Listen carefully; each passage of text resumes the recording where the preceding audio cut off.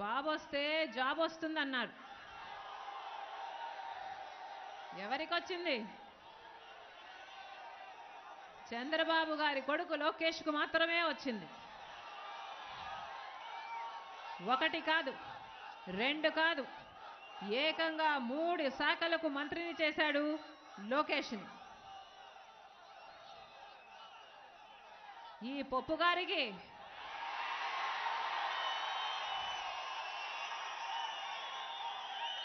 కనీసం జయంతికి వర్ధంతికి కూడా తేడా తెలియదు.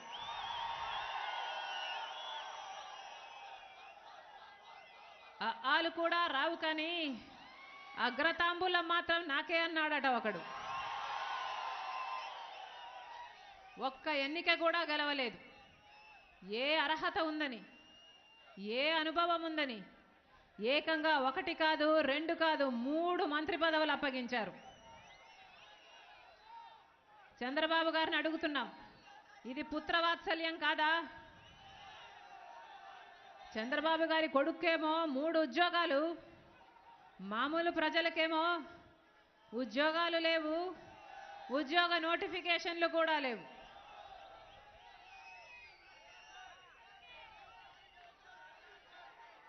పైగా సిగ్గు లేకుండా తెలుగుదేశం పార్టీ వాళ్ళు అంటారు, ఈ లోకేష్ కంట చాలా అవార్డులు వచ్చాయంట.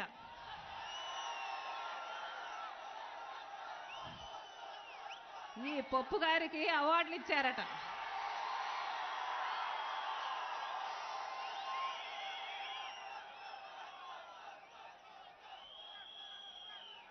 ప్రజలకు ఏం మేలు చేస్తాయి ఈ అవార్డులు? దేనికి పనికొస్తాయి ఈ అవార్డులు? నాలిక గీసుకోవడానికా?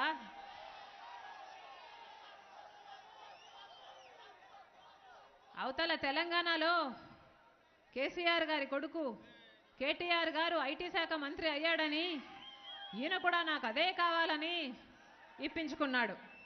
పోనీ ఆయనలాగా ఏదైనా ఒక్కటంటే ఒక్క పెద్ద కంపెనీ అన్నా తెచ్చాడా అంటే ఒక్కటంటే ఒక్కటి కూడా లేదు. చివరికి మైక్రోసాఫ్ట్ వస్తుంది అని వీళ్ళు గొప్పలు చెప్పుకున్న 12 గంటల్లోపు మాకు ఆ ఉద్దేశం లేదు అని వాళ్ళు ప్రకటించారు. అంత సమర్థుడు ఈ పప్పు గారు.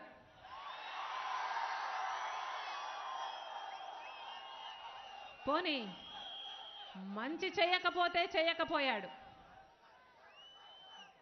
కనీసం చేతగాని వాడిలాగా ఊరుకున్నా బాగుండేది. ఈ పప్పు గారు ఏం చేశారో తెలుసా?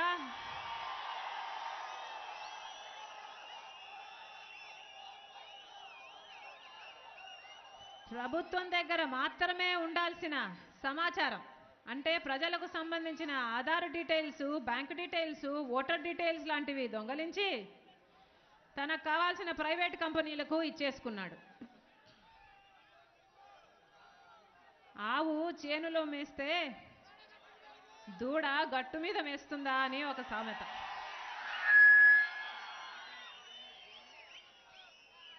దగా చేయడంలో అన్ని తండ్రి పోలికలే ఈ పప్పు గారికి.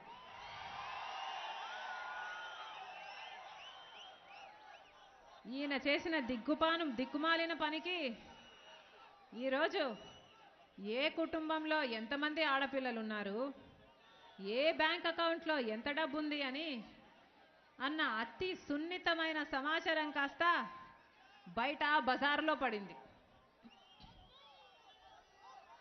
వీళ్ళ నాయకులు మన కర్మ కాకపోతే